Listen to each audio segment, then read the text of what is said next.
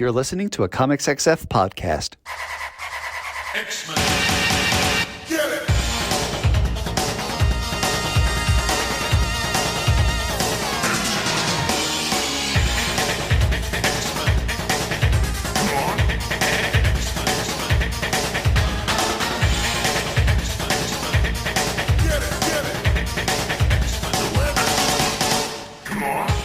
Hey everyone, and welcome to another exciting episode of Battle of the Atom. This is your weekly X-Men podcast where we rank every story from A to Z.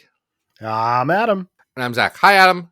Hey, how you doing? You know what? I'm incredibly tired and Listen, overwhelmed from all of the Yuletide festivities. Sure, of course. And coming back from another plane of existence will make anyone exhausted. It's not easy to be brought back from the dead.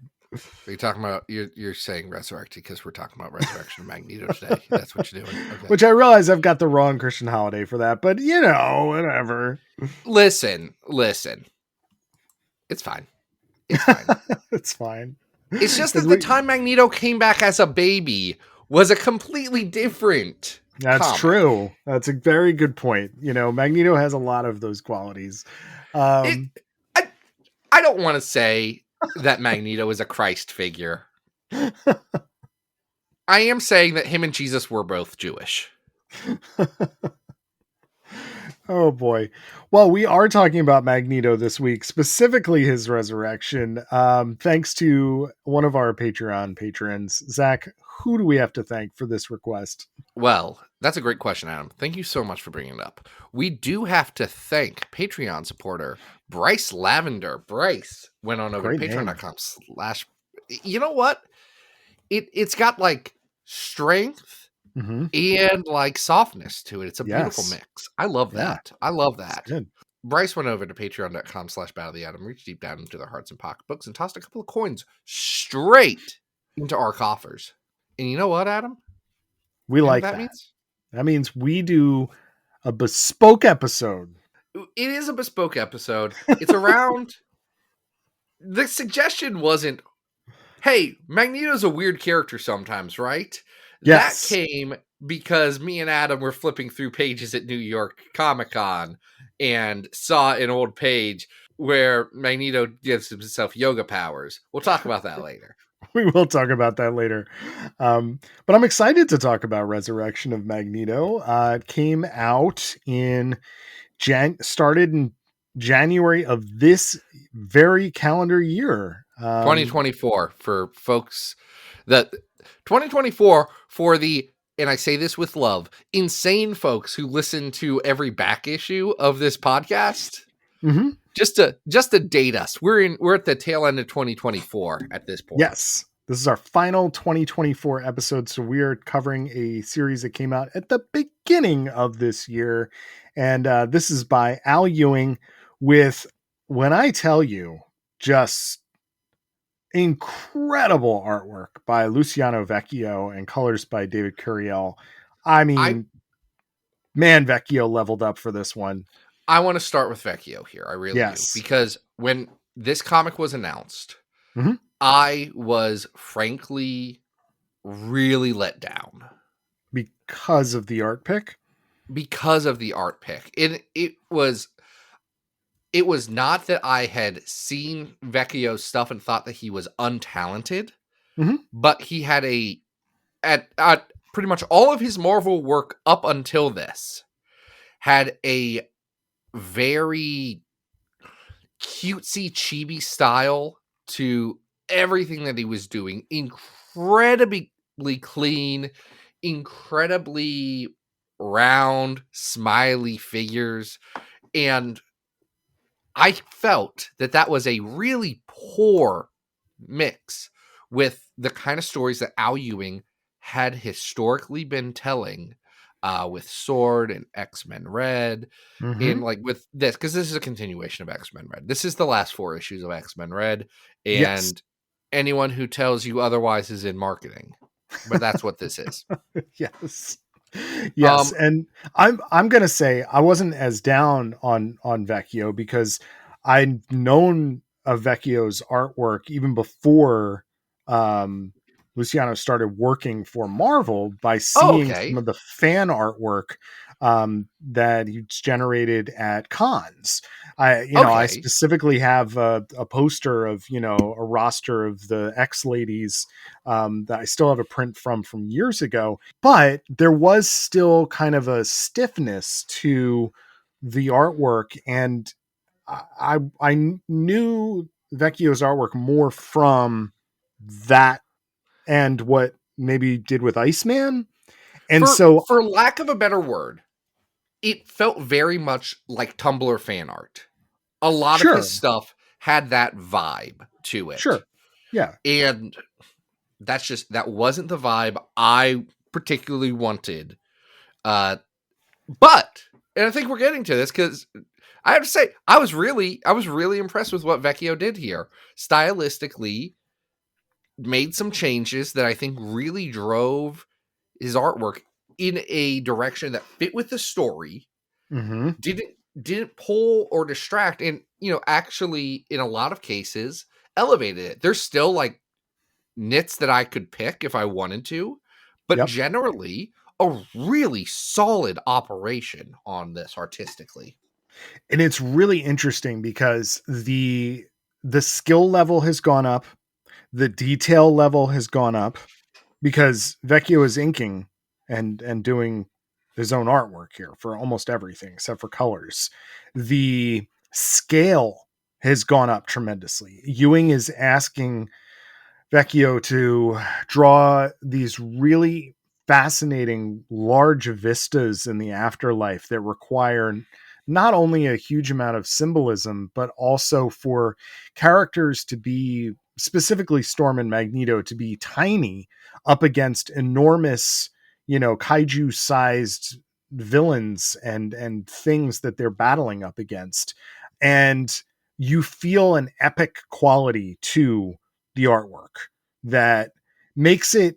What I think is really interesting is that Vecchio levels up so much here that when it comes time to replace RB Silva for the last issue of Rise of the Powers of X, they go for Vecchio to do that What issue and they kill it. absolutely was a pleasant surprise to me. Now, the one thing I will say, you bring up like the vistas and the sci-fi stuff and the afterlife. It is hard if you have read a lot about Ewing comics, even the stuff that like is referenced in this. Yes. Uh, not to compare it to Javier Rodriguez's art in Defenders Beyond or Mm-hmm. Defenders, Mm-hmm. which is it is a rough comparison for anybody.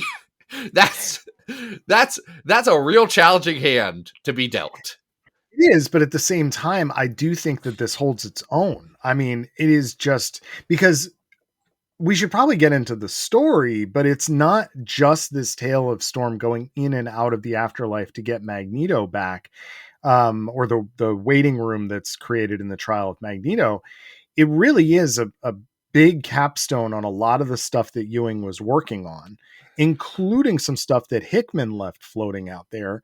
And Vecchio is allowed to, is being asked, excuse me, to incorporate tarot card imagery throughout this series, which is an added level of difficulty to get the symbolism into these pages, which we're not going to get into that. So listeners, if you're looking for like kind of issue by issue guides, I would really point you to the Comics XF coverage. We can get you Yeah, into that a little bit y'all, more.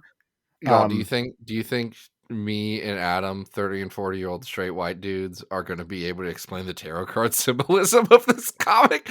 I mean, That's not I have a that's not our bailiwick. Yeah, I mean, I have a basic idea of when, like, oh, that's the Hangman, and I, can at least like recognize it. But the added My level that Ewing is bringing to this series is fascinating. my tarot card knowledge starts with editing my friends' stuff about X-Men comics that are using tarot card imagery, which I will say at a certain point I get the callback here, but has gotten to a point of diminishing returns and probably should have been dropped after Ten of Swords. That seemed to climax that, but I digress. And playing Balatro a lot recently. That's my entire tarot Oh. card knowledge. I've heard that's a really fun game. Adam, if you haven't played Balatro, Yeah. let me tell you, there has never been a better game to put on your phone and just spend the money to have a phone game that you can play and enjoy and have the visceral reaction of number go up Okay. without any of the bad stuff of phone games. Mm, It is beautiful and fantastic and will be my constant companion on airplanes nice. for the foreseeable future. Oh, that's great. I've seen Danny Lore talk that game up, I think. It's truly an incredible experience. Anyway, keep going. All right. So for folks who have not read Resurrection of Magneto, it does pick up at the end of X-Men Red.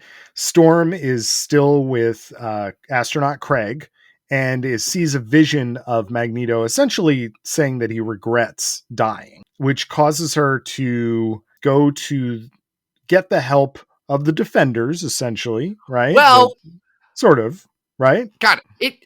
She goes and asks for the help of Blue Marvel, Yep. who And is great, and Galactus's hot mom, Taya. yes. Yes. Folks, I've talked her up on this podcast, and I need you to know, if you do not know about Taya of Ta, Galactus's mom from the Sixth Cosmos, Mhm. who is she talks like a Jack Kirby character, and when everyone else talks in mixed case lettering, she talks in all caps, and I love her, and she is my favorite, and I love her, and she was the Phoenix for a hot second, and I love her. Yeah. I cannot emphasize enough. It's not just that I like saying Galactus's hot mom, because in fact, more people know Galactus's hot daughter, Yes. who is now just Featured character on Marvel Snap now. but they know her from Marvel Rivals, which is why she's in Marvel Snap. I don't play Marvel Rivals because I'm not an Overwatch guy. Go back to our episode with Jordan D. White, where I exclusively asked him about Galacta, daughter of Galactus, to bother not him because he enjoyed it. All of you, to bother all of you, and all the fair weather people who come in only listening to the Jordan D. White episode to figure out if they can get any inside gossip. I just wanted to talk to him about Galacta, daughter of Galactus. I enjoyed it. He enjoyed it. I assume some of you enjoyed it. Anyway, Taya's great, and the comic is better for her being in it, and all comics are better for her being in it. Storm is able, through Blue Marvel's technology, to actually enter the waiting room that Scarlet Witch created back in the trial of Magneto. And, being that this is a capstone for Ewing's run, you run into Tarn the Uncaring, and we finally, I'm just going to breeze through this a little bit, get to Magneto, who is... Well, hold on. I want to... Mm-hmm. There's two things I want to bring up. Or I do want to bring up one other thing that happens in this, because it'll tie into my overall point about this series when I wrap it up. Yeah, go. We also, in the afterlife, have Storm have a conversation with Ashake, her ancestor, who was a witch, and like sorceress and all this stuff back in, I don't know, old times. That's all. And a lot of this first issue is really just Storm going through, like, there's a lot of different storms and a lot of different description of Storm. What am I? Who am I? Yes. And what really is me? Which then leads into Resurrection of Magneto #2. Right. And this is where we get, I think, one of the most surprising callbacks that I think a lot of people thought, well, the guys have just forgotten about this, which is the giant-sized Magneto story involving Namor, in which Magneto got a key from an water serpent, from a sea witch, and put it in his pocket. What was that key? Al Ewing brings that key back as this escape route for Magneto. Well, actually, it's not an escape route at first. Magneto is suffering in the afterlife by punishing himself for everyone that he's killed. And, to be fair, yes, has killed a lot of people. Yes, and Storm is able to allow him to see all of the people that he's saved. It doesn't necessarily make it better, but it does allow Magneto to kind of get a little bit more understanding about why he should return to the real world. And he uses the... Oh, go ahead. I was going to say, it gives Magneto perspective on his life. It also is an issue that all that thing I just said about Storm and how there's a lot of different Storms and how Storm is a complex character. It just repeats all of that with Magneto then also in this issue, which I think is on a writing side a bit of a detriment. Oh, I don't agree with that at all. I think that that's kind of the core piece of this, because once Magneto uses the key, we then are brought into the realm of the Shadow King in the third issue, in which The same thing happens, but with the Shadow King. well, we're seeing all of these different versions of like what the Shadow King is not saying that all of these different villains that they've faced over the years, including Annihilation, are him, but they're all shades of the same kind of evil. And Magneto does have to face off against his own Silver Age persona and realize that his inner hate and his drive from that era is an asset. It is not a weakness. It is not something that he should be like looking back on with regret or anger. So we then get back, and then in the fourth issue, which I think is still strong, but is the weakest only because it becomes more of a dug in Iron Man, like we're battling a Stark Sentinel thing. It's Fall of the House of X stuff. Right.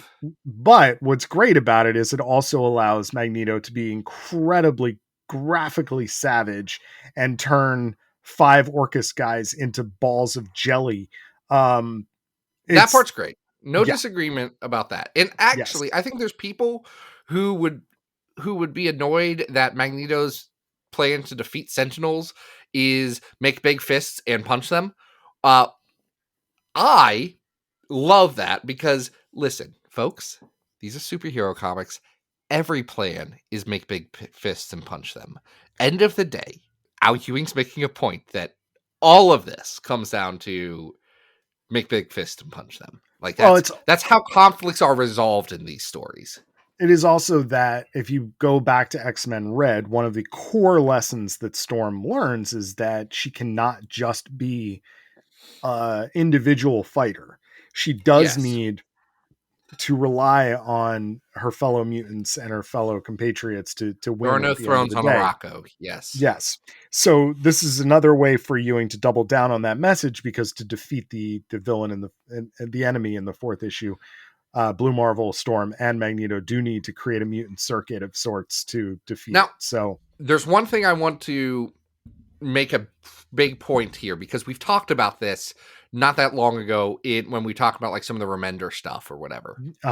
There is a point where like Blue Marvel is part of this. Blue Marvel is not a mutant. No. But Blue Marvel says something very key, is that, hey, it's our responsibility to stand up for them. Mm-hmm. Like, it's, yes, mutants and humans are different. And yeah, it's like the onus is not on the marginalized party to like make themselves acceptable for the majority or the oppressor. The onus is on like folks who have privilege to help out. Mm-hmm. Like it is a very core thing that this book does around human mutant relations.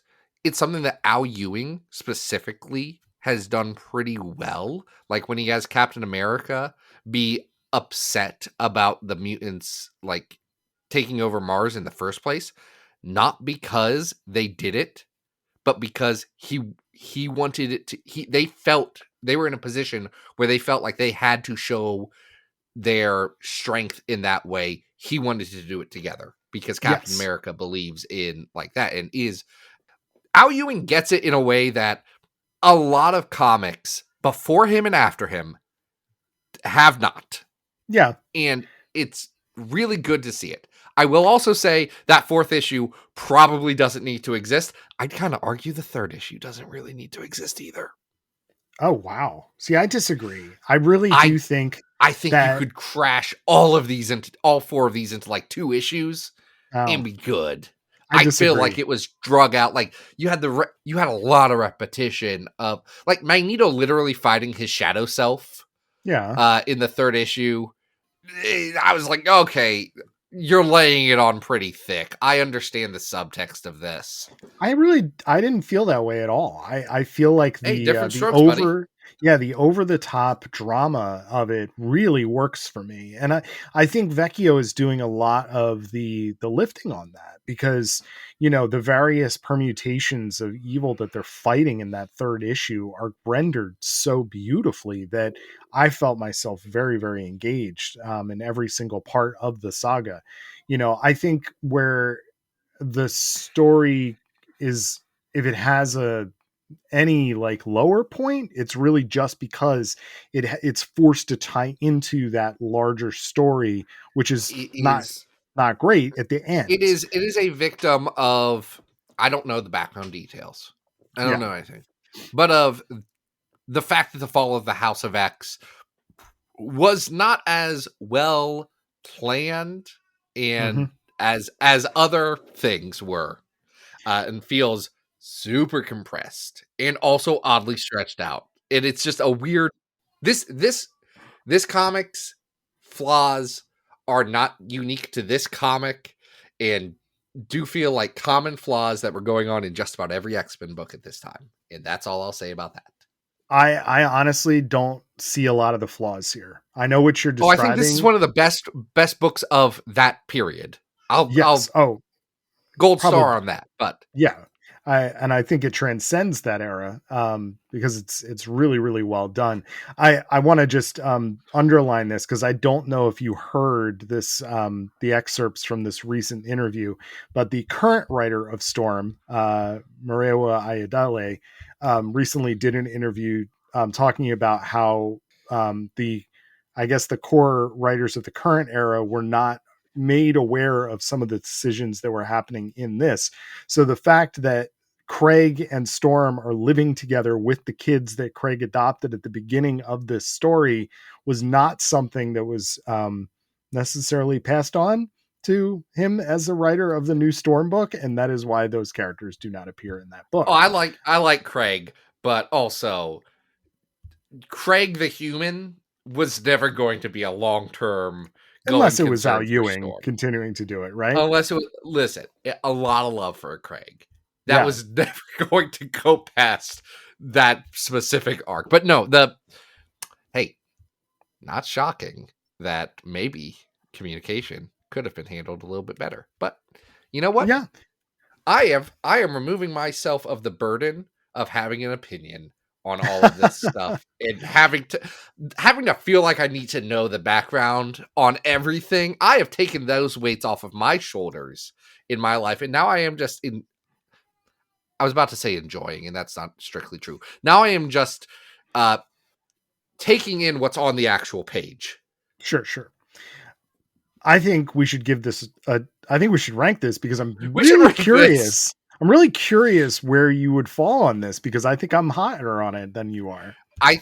I think that, well, first let's talk about ranking, and let's do the bit here. Yeah, Hey, what's this list? the thing about this list, and Adam, thank you so much for asking.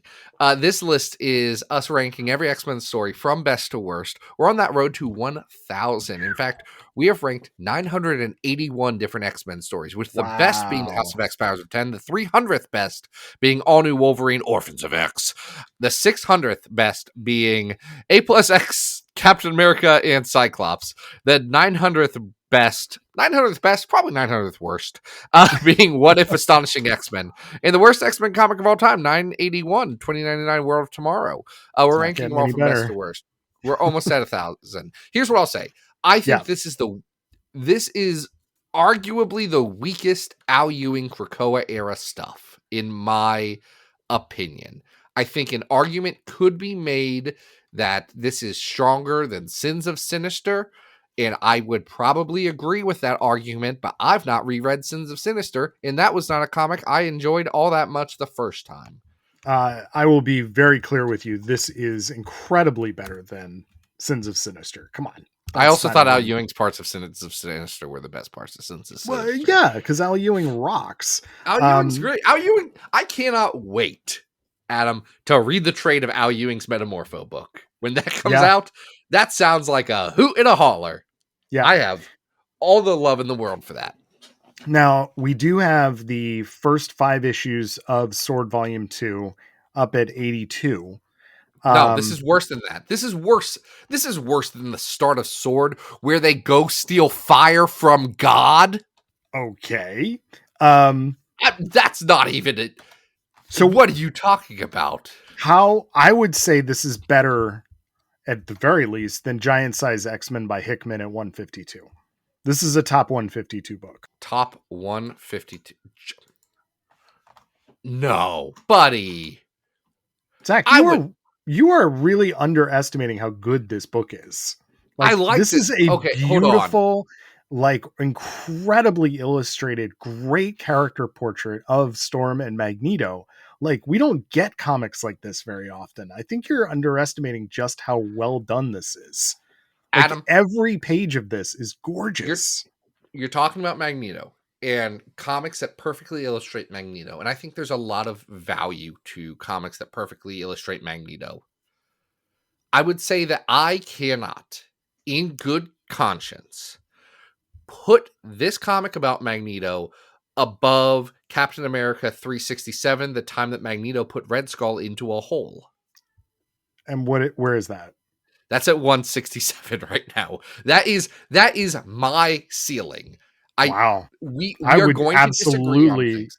Yeah, I would absolutely put it way ahead of that. I think that's way too low. Of the time where Magneto Red Skull tries to do a team up with Magneto, and Magneto says the devil with that Nazi scum, chases him across New York City and throws him in a hole with a couple of things of water to say, yeah, you're going to survive down here for a while, and then you're going to die. I'm going to remind you of just one thing. While that is a great comic, it is a great story with some great symbolism in him, it is still a Mark Grunwald comic drawn by Kieran Dwyer. Yes, and? That book is not an attractive or good-looking book by any standard. It is possibly just a fair house style, whereas Vecchio is like absolutely blisteringly white hot on every page of this book. It is. I cannot believe we're having such a strong disagreement over this. Wow. Because all of the points you just made. Everyone listening right now is on my side. I just want you to know that. Everyone listening right now is like, Adam, Zach is crazy. Our roles on this. I am the villain. I am the villain of this podcast. I thought you were going to come in here and be like, God, it's so refreshing to read a recent book that is this good. Love Al Ewing. Hey, bud, wow, Vecchio really stepped it up. Probably that's the best X-Men comic of the year 2024. Probably that's true. Yeah. It ain't better than the time that Magneto put Red Skull into a hole. I'm keeping it. I asked you to drop it 20 spots. That is where I'm looking. I will concede that this is better than 175, Blinded by the Light.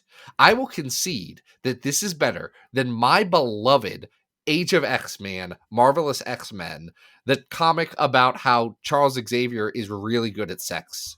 I will put it above. You're telling me that this is worse than the first volume of Exterminators? Yes. This is worse than Necrotia? Yes. Oh. Adam. No. This is worse than the first 4 issues of Duggan and Phil Noto's Kid Cable at 155? Yes, because that comic's good, actually. That comic has the Knights of Galador. I am struggling so hard. Okay, here's what What? If I wasn't on this podcast, you say it is better than 152, where's your ceiling? I want to know your ceiling. Okay, my top ceiling is, I would not put it ahead of Sword Volume 2 at 82. Insane. It's not better than Inferno at 94. It's not better than The Jungle Adventure at 101. Is it better than Fallen Angels? Is it better than X-Men Alpha Flight, Adam? Is it better than X-Men Alpha Flight? I think it's better than both of those. Absolutely. It is not better than Giant Size X-Men at 109. Okay, so we're in different places here, so I'm gonna probably have to come down a bit to compromise. I think, and I'm probably gonna have to come up a bit. So let's see. You would put it at 110. You're putting it kind of like on the same, like at 128 we have Empire X-Men, which I think is a lot of fun, but I think this is better than that. It's just like singular art throughout that is excellent and incredible character study of these two characters. I would say the average position Yes. between where you and I are at is 138, Welcome to the X-Men Rogue, and 139, Captain Britain Double Game. I forget which Captain Britain story that is. Yeah. It's a Captain Britain story. So Okay. it's probably Okay. So we've got a From the Ashes issue here, right? Yeah. I would 171. I would put it, if we're doing, here's what I would say. I also can't put it above that Rogue thing. That the first Rogue story at 138. I could put it between 138 and 139. That's a compromise on us. All right. And we'll just forever have to disagree when it comes up on the list. Okay, so this is gonna be, I like how we did this. We went analytical, we went mathematical. So this is our new 139, the resurrection of Magneto. I did not expect to argue about that. Can I say one more thing that I know you're going to be mad at me for? Go for it. Didn't need any of the stuff with the key. We didn't have to resolve the key. That was a one-off, one-shot comic. There were always going to be unresolved things. The key was the least of my concerns. It's fine. I thought that when they brought it back, it was great. All right. I thought it was fine, but I was like, okay, well, I didn't need to know this. Anyway, you want to talk about Magneto's yoga powers? I do, because I don't think we're going to disagree about this book. This bad comic from the 70s? No. This is Amazing Adventures numbers 9 and 10, which happen right before the book transitions over into Beast turning into Furry Beast. Yes. So let's talk for just a hot second of what's going on. Yes. This is 1971, which historically is a weird time for Marvel. Stan Lee has pretty much, Jack Kirby's gone. Jack's over at DC. Stan has moved away from a lot of this, almost all of his writing, I believe, at this point. And frankly is moving farther and farther away from his editorial roles. This is just a weird filler book, Amazing Adventures. Marvel at this time didn't really have a good sense of identity of what it was doing. It was in a transition period, and trying to make a book that started as a Inhumans and Black Widow split book is really indicative of that. Because if you think that was weird in this, like, that's just as weird in the 70s as it would be now. They probably have about the same. Black Widow obviously has more cultural cachet, but in terms of like actually selling a comic book monthly, the Inhumans and Black Widow are probably par or like on the same thing. Also, this is called Black Bolt and the Inhumans. They're trying to give him a push because he's the best one of the Inhumans. Yeah. Now, the reason we're talking about this is because writer Jerry Conway and penciler Mike Sikowski are interested in having the Inhumans battle Magneto. Boy, oh boy. You know that meme, like, we have McDonald's at home? This is, we have Magneto at home. Like, it's still Silver Age Magneto, but it is so off character model that Sikowski might as well be drawing somebody completely different. It is insane what he looks like in these two issues. It is insane. I'm trying to, like, it is like they took his late Savage Land X-Men costume and tried to slightly update it, which is, it's just a weird and wild look. But also, what people don't remember this or don't think about this. Magneto as Magneto that like doesn't exist until 1981. Pretty much.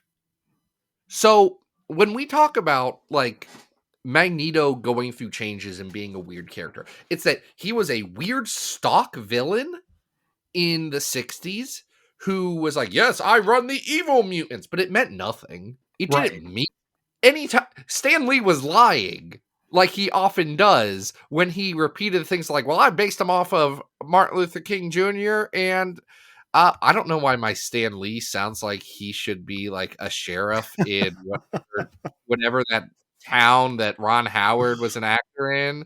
You know what I'm talking about. I do know what you're talking about. I'm Yes, talking about not Knots here.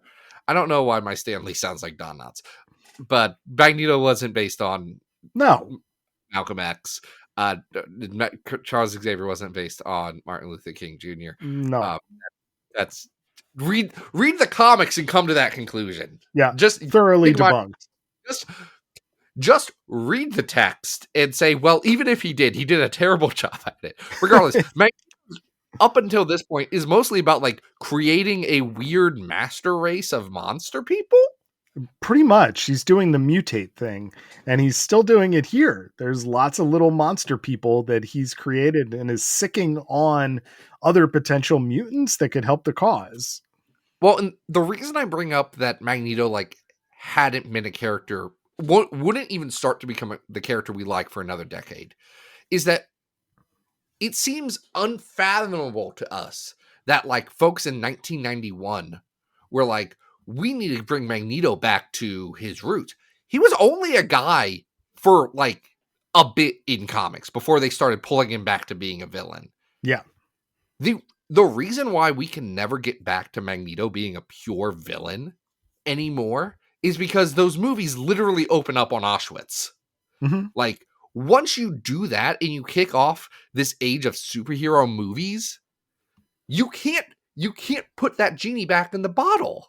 You can't do it. Magneto can't go back anymore, which is part of the reason why, like, Ewing's stuff that he was doing in that last one is about, hey, we can't, like, Magneto has to be a tweener at best. Yeah, we've got to thread that needle. And you would not really want Magneto to go back to what he is here, because this is just flaming lunatic, like just screaming and yelling, and it's very unclear what his plans even are.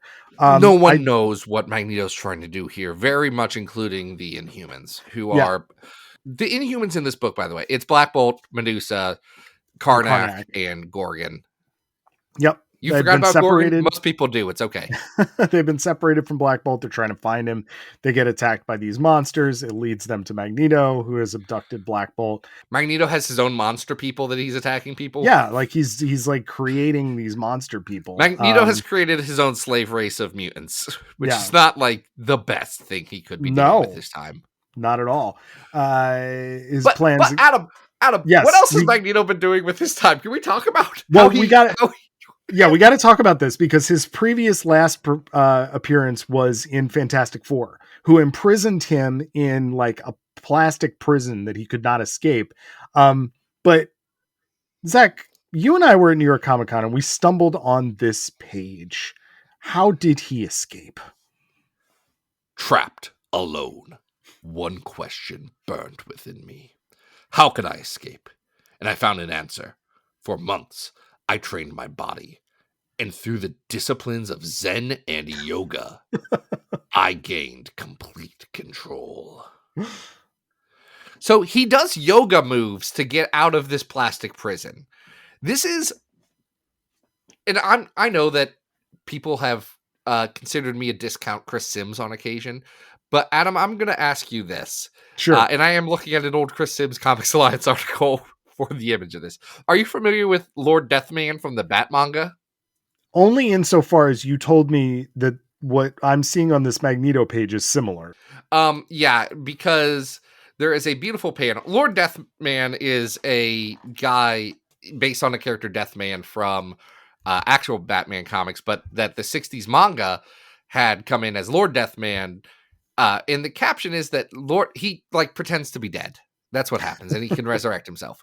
The beautiful line that will stay with you is Robin saying, Lord Deathman came back to life using secret yoga tricks.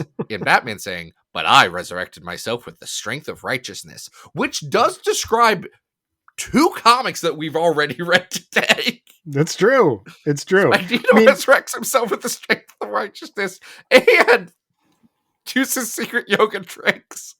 I'm so confused about this yoga Zen thing, though, because like it's not like Fantastic Four left him with instruction manuals or like books about the subject or a TV show with instructions. Late 60s, we were all as a culture real into like the Beatles went to India. Sure. Like I'm not saying was- that he shouldn't It be was a studying big these things. thing. And you have to remember, 1970s, Marvel, it was a bunch of freaking hippies and burnouts that were running the place. There is so much LSD going on within Marvel Comics. Maybe not Thank you. enough. Thank Maybe you, not Gerber. enough. Thank you, Englehart. Yeah. Not enough to make some of these things readable, but no. If I'm stuck in a plastic box, I need a little bit more information so that I can quote unquote study the Zen and the yoga to escape my plastic prison, which he never really explains how he got out. Anyway. No, that is a non sequitur in this comic, but it's such an important one. Yeah. So long story short, the X-Men fight, or not the X-Men, the Inhumans fight Magneto. The uncanny Inhumans, I would like to note, they are called in these two issues. Yeah, they had been using that name for a while. Yep. That's just a thing. They were there first, apparently. Okay. I mean, yes, which did make it so funny to me when Marvel brought that back during the IVX days and people got mad. Listen, they were doing that to piss you off, and it worked. But also, sometimes comics people are very funny. I can't recommend these unless you really just want to see just how crazy Magneto looks. Like his helmet is not like vertical; it's more triangular. The little crest at the brow is up on the top, like it's an antenna. He's got all of these weird sort of like he's got a weird bandolier belt that he's wearing, and they have overcomplicated it. They have overcomplicated Magneto so much. He is, you know what? I would say unrecognizable, but no, he's incredibly recognizable as the exact same character that was in comics for a while. Even that, he's still off model from like what he looked like in the Kirby issues. No, but like how he's acting and what he's doing. Yeah. Yeah, he is in line. Beautiful thing about this. Yeah. This comic ends with them saying, hey, by the way, the Inhumans aren't selling in this book. So we're going to finish some of the lingering plot points about like some kid over in Avengers. Joey. The stuff that's going on with Joey. Some guy. Yeah. I'm wondering if they ever did that. I suspect they didn't. Hey, they absolutely did Nope. Joey stops appearing after Amazing Adventures 10. This poor guy got mugged by Magneto and just laying on the concrete, and they're like, well, we'll follow up with Joey later. Nope. Joey, who on the Marvel Wiki, and again, insane people edit the Marvel Wiki, and I love them. His name is Joey (Orphan). Joey Orphan. That's the meanest thing that they could do to Joey. Oh, Joey Orphan, we're sorry. All right, so the issues that follow this, I would argue, even though they're not great, are way better than this. The Beast stuff, the Beast stuff is better than this. Because Beast is a better character than all of the Inhumans except for Black Bolt on a good day. Yeah, so that's all the way. No, Miss Marvel doesn't count. We're talking about the royal family. You all know this. Don't yell at us through your headphones. We can't hear you anyway. She is. We got her on the good team. 650 is the Beast stuff. So I'm going worse than the Beast. This is way lower than that, right? This is way lower than the Beast stuff. Yeah, this is. Yeah. How does this compare to Civil War II X-Men? A bad comic about the X-Men and the Inhumans. I mean, this is funnier, but it's so much worse. It's very poorly done. This is worse to read than IVX era tie-ins that Cullen Bunn did not want to write. Yeah. Geez. Like I feel like we're in the 900s here, don't you? We're in the 900s. This is worse than Eve of Destruction, a terrible comic that does have a really funny page. I would agree. That's the problem with Scott Lobdell. He'll get you. He'll get one in on you, and you're like, son of a gun, Scott. You've done it again. This is better than Poison X. This is better than Poison X, and this is better than the Hyperstorm stuff from Fantastic Four. That's at 957, 958. We are above that. I would say the Warlock Wakes at 953 is probably better than this. That's issue 30 of X-Men. I mean, that's about the same era. But I would probably would I No, the first Banshee's better than this too. Storm the Arena is better than this too, even though Storm the Arena is not a good comic. We may have I don't know. I have no idea how I feel about Storm the Arena. I don't Bizarre like it. Love Triangles is the one with Fox. Is this better? I would say this is worse than the comic with Fox, with Mystique and Fox. But between that and Poison X. That's perfect. All right. So this is going to be our new 957 Amazing Adventures number 9 and 10. And we were going to cover a different third issue here, but we decided not to and replaced it with this. So I want to tell people the different third issue was going to be some stuff from X-Men, The Hidden Years, where Magneto is a ghost and uses his ghost powers to resurrect himself. And I thought that would be funny. But then I started to reread X-Men, The Hidden Years. And I'll be honest, I just I don't want to. I just don't want to read any more of this. And then I text Adam and I say, we're changing it. I don't want to. I'm not enjoying myself. It's not what I want. Not the Candy Southern stuff. That's great. Anyway. Yeah. Adam, what are we covering? Because you had texted me about this one earlier in the week. I had, because I'd never heard of this issue before. And, my one and only Dr. Anna Papard did show me this issue, which is the 6th of the 2nd volume of Vision and the Scarlet Witch. The cover has a bunch of Avengers characters standing around with the words, "The mutant who came to dinner," framed in the doorway with a shadow. And it's basically about Magneto being invited over for dinner on Thanksgiving and everybody freaking out. And it's pretty funny. At this time, Magneto has very recently become the headmaster of the Xavier Institute. This is 1985. Yeah, we're post UXM 200. Magneto has been slightly sympathetic for 4 publishing years. Right. However, the heroes attending this party. So we're at Vision and Scarlet Witch's New Jersey residence in the suburbs, and they have invited. Can I preface this just with one thing? Can I preface it just so people know going into this? Yeah, sure. I don't care about Vision. I don't care about Scarlet Witch. I don't care about Quicksilver. Y'all should probably know this at this point, but I don't think they've really come up. I don't care about them. I know there's a lot of people who do. I ain't got nothing for it. I got no juice for this. Do not care what that weird little robot has to do. And I don't care about Scarlet Witch and Pietro being Magneto's kids. I don't think those are Avengers stories. Those aren't for me. That's when Magneto goes off and does it's a secret family in another book. Go Whizzer. Whizzer should be their dad, not Magneto. Keep going, Adam. Well, we're the shocked guests that we have here are Quicksilver, along with Crystal, Luna. We have several Avengers. By the way, yeah, Quicksilver's mad that Scarlet Witch didn't tell them that their dad was going to be at Thanksgiving. Pietro's making some incredibly reasonable and valid points here. Oh, yeah. Yeah. I think a lot of people are. We also have Captain America, Wasp, Submariner, Doctor Strange, 2 random magicians, Illusion and Glamour, and some other neighbors. And everybody is pissed off. They're like, this villain, this guy, he's invited to dinner. And Magneto has some really great lines here about how, oh gosh, nobody here is going to respect me. It's just like my students at the Xavier Academy. They don't respect me either. And there's even a reference to how the New Mutants chose to go eat with Power Pack for the Power Pack Thanksgiving issue, which really cracked me up.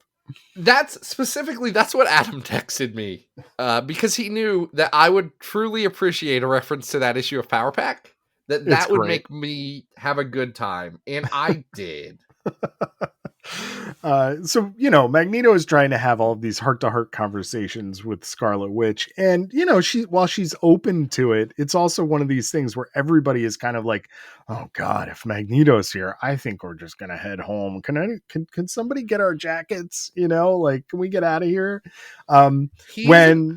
He's a known terrorist whose last public appearance was literally on trial for the World Court, where they did say that once you become a baby, all crimes go away. Which, for folks who don't know, I threw back in Chris Claremont's face once when he wouldn't let me leave an argument for an hour at his table. It was one of the highlights of my life.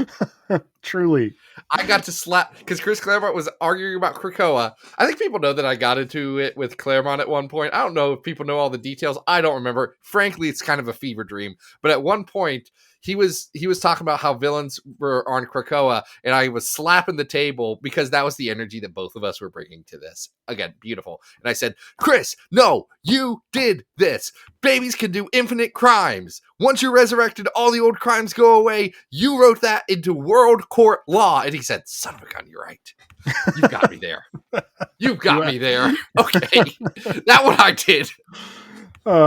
What's extra funny about this is that the last sort of couple pages of this involve Magneto asking Vision and Pietro to come outside, and they're like, "Oh God, Magneto, we're really not interested in your crap. Like, can you just leave?" And he's like, "No, I need you to help me fight off the fake Brotherhood of the Evil Mutants that have appeared randomly, and they have to fight them off, only to find out that it is Toad." Who is still madly in love with Scarlet Witch, and he's using stolen tech from the Stranger. Talk about Silver Age references to create these sort of like illusions of these characters to fight. And oh man, it's just goofy. I love it. It's goofy. I personally don't like Incel Toad. It's weird. I like running a theme park Toad, which he was just doing right before this. Sure. So it makes me a little sad that Toad World is no longer a going concern, and instead he's being a weird creep.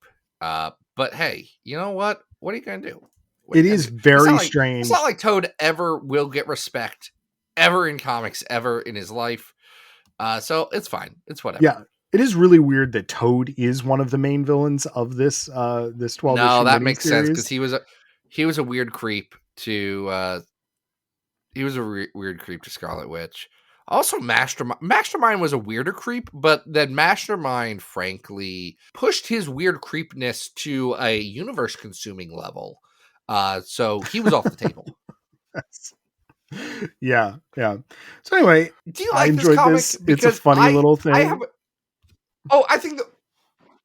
I do think there's one thing that is a good note, in that it's Scarlet Witch is mad at Magneto because, well, he kind of did abuse them. Not knowing they were his kids, but just knowing that they were people. He did super abuse and manipulate them. And he does need to repent's not even the right word, but find a way to, if they're going to live in harmony with one another, they need to find a way to work with that, to address that and figure out a path forward. And Scarlet Witch says, I can't trust you.